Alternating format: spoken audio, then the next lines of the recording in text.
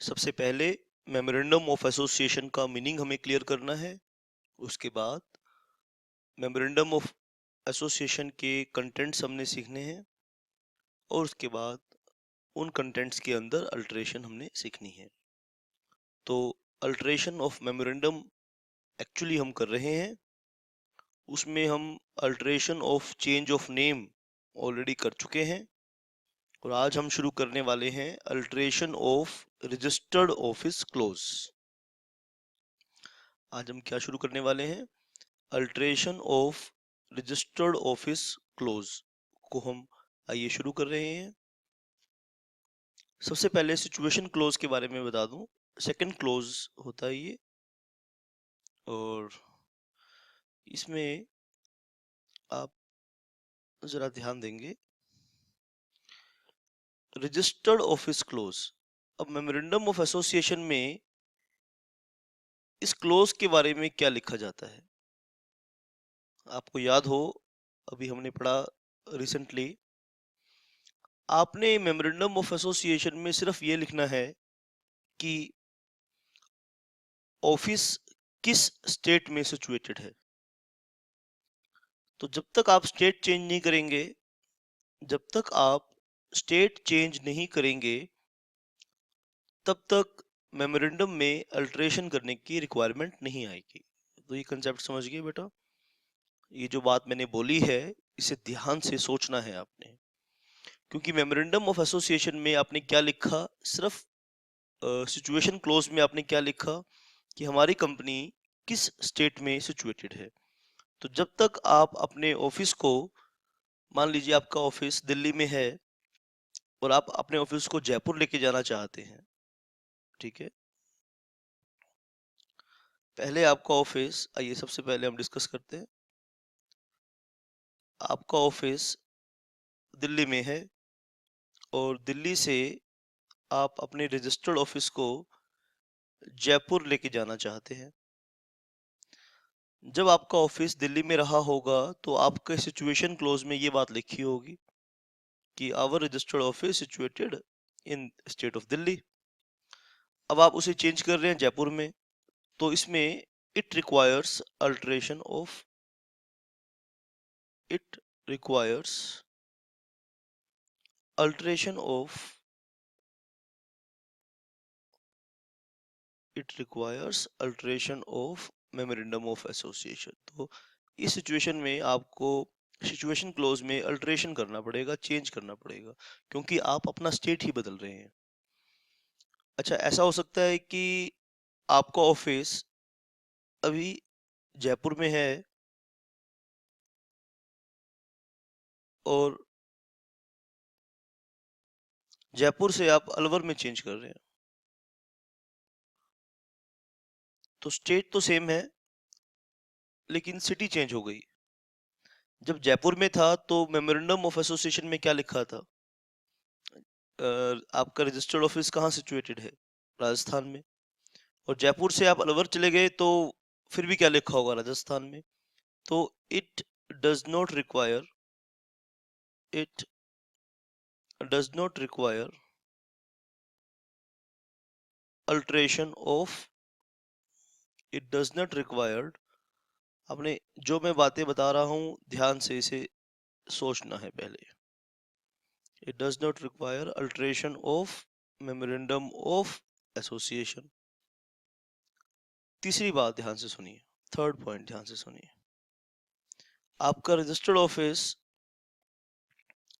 पुणे में है और आप मुंबई ऑफिस शिफ्ट कर रहे हैं। स्टेट सेम है, ठीक है बेटा? It does not require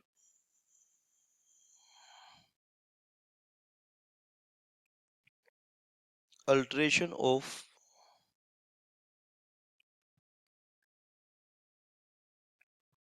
memorandum of association. अब आप सोच रहे हैं सर सेकंड और थर्ड में क्या डिफरेंस है? फर्स्ट तो समझ में आया, सेकंड भी समझ में आया, थर्ड, सेकंड और थर्ड में क्या डिफरेंस है? ठीक है। सेकंड और थर्ड में एक बहुत टेक्निकल डिफरेंस ये है कि although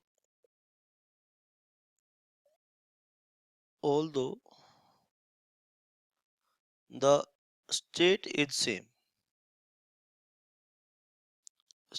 same but registrar of company is different है बेटा, ROC is different। तो अगर किसी स्टेट में, जैसे कि महाराष्ट्र में है, 2 ROC हैं और आप एक ROC के एरिया से दूसरे ROC के एरिया में जा रहे हैं, लेकिन स्टेट सेम है, तो लेकिन इसलिए प्रोसीजर डिफरेंट होगा। It doesn't require alteration of memorandum of association. Second और थर्ड में अल्टरेशन ऑफ मेमोरेंडम तो नहीं होगा, लेकिन प्रोसीजर डिफरेंट होगा, प्रोसीजर अलग होगा। प्रोसीजर अलग क्या होगा? क्योंकि सेकंड केस में दोनों शहरों का आरओसी एक है, लेकिन थर्ड केस में दोनों शहरों का आरओसी अलग अलग है। तो दोनों शहरों का आरओसी एक नहीं है, तो ये इसमें डिफरेंस है।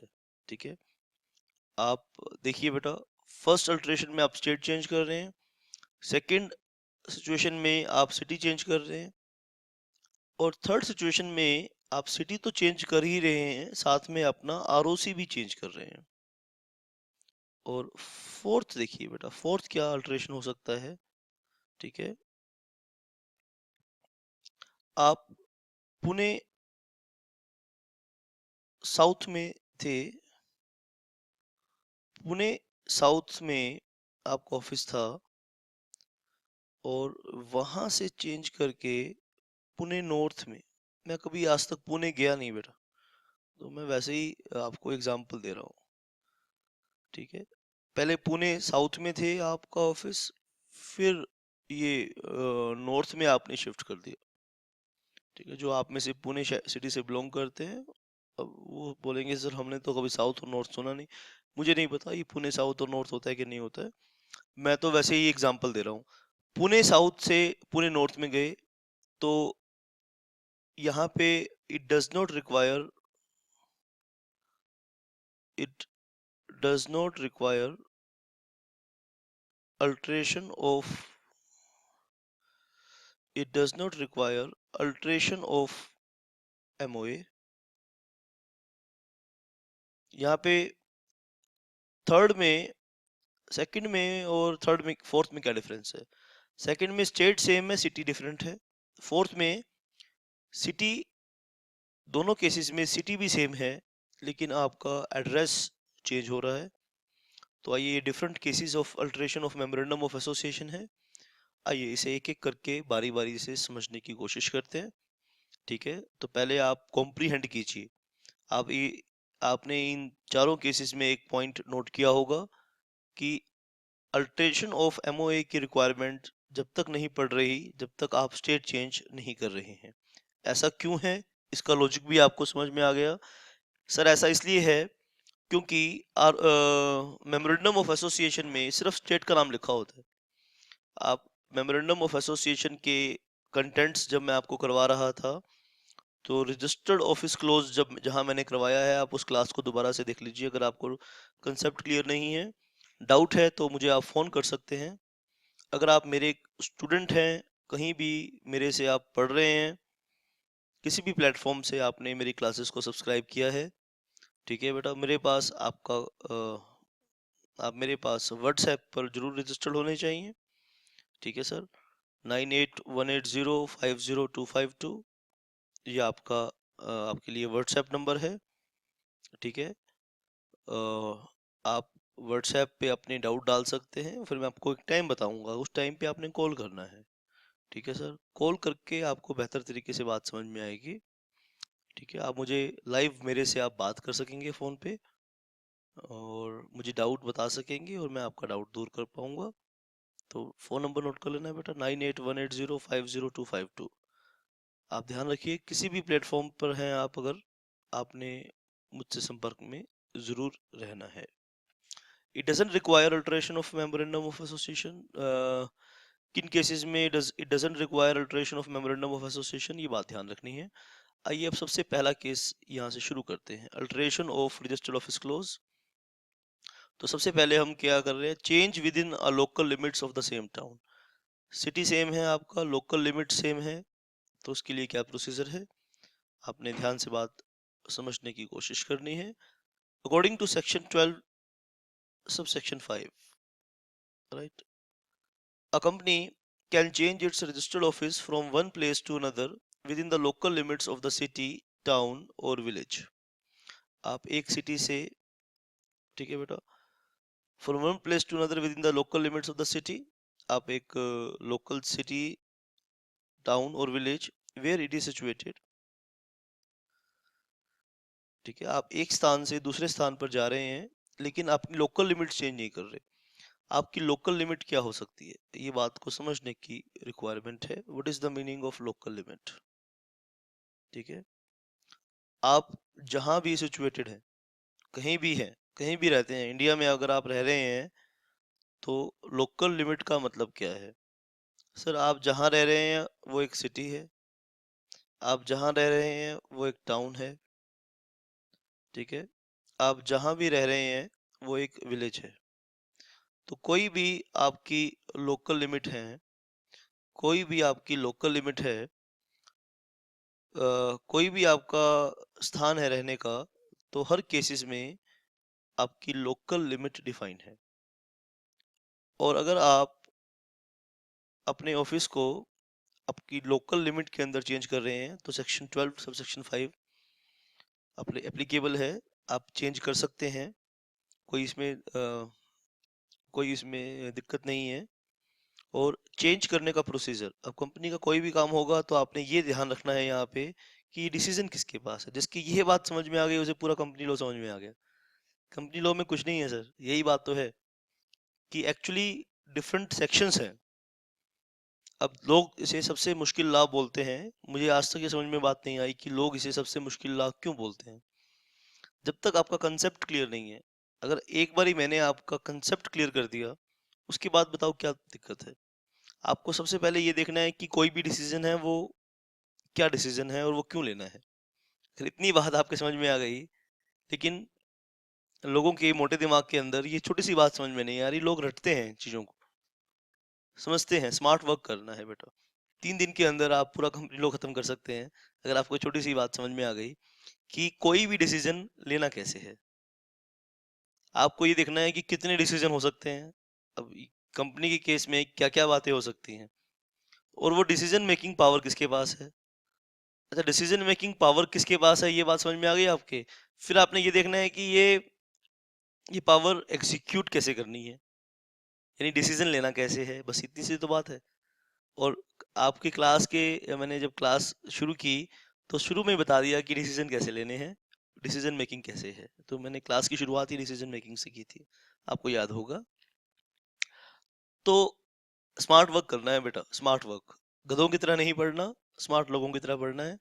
तो देखिए यहाँ पे डिसीजन किसके पास है, बोर्ड रेजोल्यूशन के थ्रू आप कर सकते हैं, यानी डायरेक्टर्स के पास, डायरेक्टर्स अपने लेवल पर ही काम कर सकते हैं। शेयर होल्डर्स को तंग करने की जरूरत नहीं है, जनरल मीटिंग बुलाने की जरूरत नहीं है। जब आप लोकल लिमिट में ही चेंज कर रहे हैं तो no need to call general meeting, सिर्फ बोर्ड रेजोल्यूशन से ही ये काम चल जाएगा।